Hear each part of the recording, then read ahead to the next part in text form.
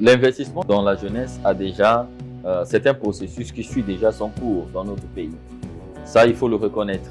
Mais il y a beaucoup de choses à faire encore. Nous sommes tous dans les réseaux sociaux. Nous avions suivi tous la toute dernière information qui a défrayé la chronique sur l'histoire de l'hôpital de Dolisie. Mais aujourd'hui, parce qu'on a placé un jeune là-bas, je ne sais pas, contrôleur ou quelque chose comme ça, il y a eu des dénonciations et ce jeune a été radié. Maintenant, nous apprenons que le DG et quelques membres de sa direction sont placés. Tous, on a ces informations à notre portée. Bon, ok, donc ça veut donc par ricochet dire que ce que ce jeune avait dénoncé était vrai. Mais si cela était vrai, qu'est-ce qu'on fait pour le rétablir dans ses privilèges? Et ça constitue comme une injustice sociale et c'est ce qui crée l'inimitié entre la jeunesse et son président. En réalité, les jeunes aiment le président, les jeunes aiment son président. C'est comme j'ai dit une fois de plus, ce sont les gestionnaires qui sont autour.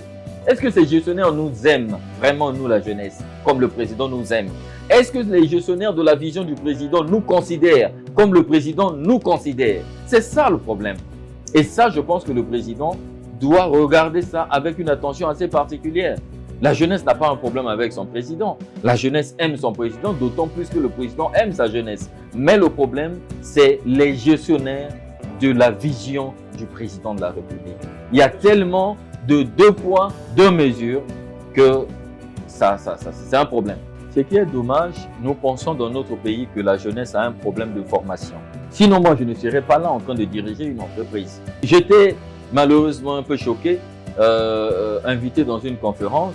J'ai suivi un intervenant qui dit « Nous avions un problème de la main-d'œuvre de qualité. » Mais qui vous a dit qu'on a un problème de la main-d'œuvre de qualité au Congo? Si on a un problème de la main-d'œuvre de qualité, c'est pour dire que même le gouvernement, c'est un problème. Le gouvernement manque de qualité. Les dirigeants manquent de qualité. Non, nous avions des jeunes compétents. Mais le problème, c'est que comme ceux qui sont censés valoriser leurs compétences ferment les yeux face à leurs compétences, les prennent peut-être pour des potentiels adversaires. C'est pour ça que vous trouvez qu'il y a des difficultés, mais que ça ne change pas. On a beaucoup à donner pour notre pays. On est des sachants. Comment ça se passe que quand on est à l'extérieur, on est dans des forums internationaux, on est brillant. Mais quand on est chez nous, on a comme l'impression qu'on est tellement réduit à rien, qu'on ne peut rien donner pour notre pays, puisqu'on ne nous utilise pas pour ces problématiques. C'est ça aussi le problème. Le truc, c'est que quand il y a par exemple une initiative, bon, le ministère des petites et moyennes entreprises, je prends un exemple simple. En ce moment-là, les initiatives de ce ministère veut créer ces entrepreneurs. Mais il y a des entrepreneurs qui existent. Appelez-les. Ils vont vous déballer la politique pour chaque secteur. On en sait. On est intelligent. Puisqu'on a le quotient intellectuel a été prouvé par le blanc, les scientifiques, que c'est le même chez le chinois, chez l'allemand, l'italien, le congolais. Dieu n'a pas fait de demi-mesure. Il a mis la même portion du quotient intellectuel chez tous les êtres humains. Donc ça veut dire que le blanc n'est pas plus intelligent que le noir. Il faut déjà qu'on commence par casser ce complexe, pensant que les nôtres ne valent absolument rien. Le problème, c'est qu'il leur manque suffisamment de responsabilités qui feront en sorte qu'ils puissent acquérir les compétences et les moyens pour développer leurs entreprises et leurs projets. Dans le souci de pouvoir avoir une jeunesse autonome, responsable et capable de compétir avec la pression extérieure, j'ai créé le club Les Amis d'Ivan Kaba pour l'entrepreneuriat. Et dans ce club, je partage les valeurs entrepreneuriales. Je partage cela. Je fais du Made in Congo. Parce qu'après, vous savez, dans le club, quand nous l'avions lancé, nous étions plus de 300 et quelques. Et à ce jour, nous sommes le club qui a dans son sein plus de 500 membres. Mais pourquoi les gens y viennent? On n'a pas, c'est pas que c'est M. Ivan Kaba qui doit donner l'argent à ses adhérents-là pour qu'ils entreprennent. Non, nous mettons en place un écosystème qui est propice au développement de ceux qui sont des porteurs de projets. Chaque membre a une cotisation et ça fait en sorte que ceux qui ont des projets taquent en sorte régulièrement ceux qui ont des projets après avoir étudié ces projets. Donc, déjà, modestement, ça c'est ma petite pierre à l'édifice que je suis en train d'apporter, parce qu'après, il s'agit de la jeunesse. Quand on dit année de la jeunesse, les emplois pour la jeunesse et par la jeunesse. Donc, les jeunes que nous sommes également, nous sommes censés être ces créateurs d'emplois que d'autres jeunes sont en train de chercher. Il y a deux choses. D'une, l'accompagnement de l'État, c'est sur deux plans. Le premier plan, c'est sur le plan, on va dire, institutionnel, en termes d'autorisation, de l'agrémentation. Là, oui, c'est bon, on a des autorisations qu'il faut.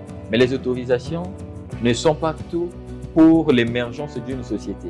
Deuxième partie que nous attendons également, c'est la responsabilité.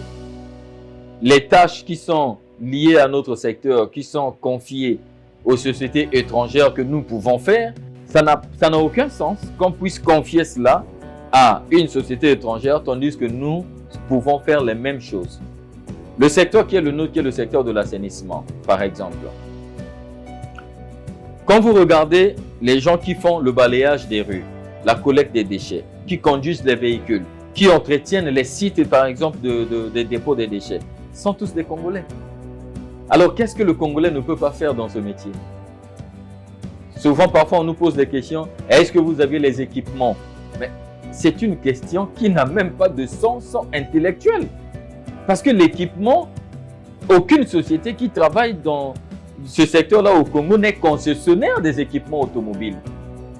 Si nous avions le contrat tout de suite, on court auprès de la banque d'à côté, nous avions l'argent suffisant pour avoir des équipements qu'il faut. Les équipements, ceux qui conçoivent des équipements en Chine, à Dubaï, ils attendent que ça. Les banques sont là, ils attendent que les contrats pour vendre leurs capitaux. Commençons un peu à avoir ce patriotisme économique, à faire confiance aux nôtres. Parce que nous avions le grand challenge de la SLECAF en 2030 qui arrive. 54 États.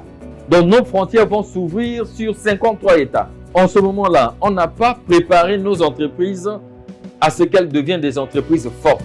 Donc nous allons ouvrir nos frontières pour qu'on nous apporte les services et les produits des autres exclusivement. Et nous allons apporter quoi aux autres? C'est maintenant qu'il faut commencer à préparer ce grand challenge de la SLECAF en fortifiant les entreprises locales. Signer des contrats, des partenariats publics et privés avec les sociétés locales. C'est ça, c'est le seul moyen pour développer les entreprises locales. À la fois, elles vont acquérir de l'expérience qu'il faut, les capacités qu'il faut pour aller aussi vendre leurs services et leurs produits à l'extérieur. C'est de dire au président de la République qu'il est notre ami. Et il est l'ami de la jeunesse. Nous avions des échéances en 2026. Ce que nous voulons, c'est que la jeunesse soit canalisée. Parce que là, en ce moment, on ne va pas se le cacher, la jeunesse grogne. Mais nous avions besoin des jeunes au sein de cette jeunesse qui soient capables de lever haut l'étendard de la nation pour dire voilà, on avait décrété l'année de la jeunesse, moi je suis le fruit de l'initiative de l'année de la jeunesse. On a besoin des jeunes comme ça.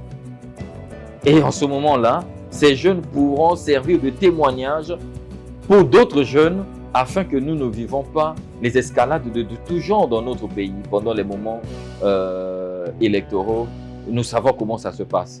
Et donc que le président, il y a encore quelques mois avant la fin de l'année, nous souhaitons que le gouvernement prenne des bonnes décisions qui favorisent l'élite locale.